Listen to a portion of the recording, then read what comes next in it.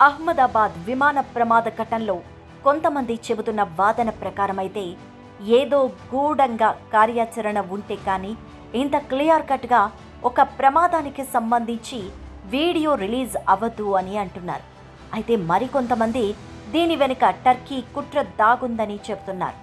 ఈ మధ్య కాలంలో భారత్ పాక్ మధ్య జరిగిన ఆపరేషన్ సింధూర్లో టర్కీ డ్రోన్స్ని ఉపయోగించారు పాకిస్తానీలు. అంటే టర్కీ పాకిస్తాన్కి కొంత సపోర్ట్ ఇచ్చిందని చెప్పాలి.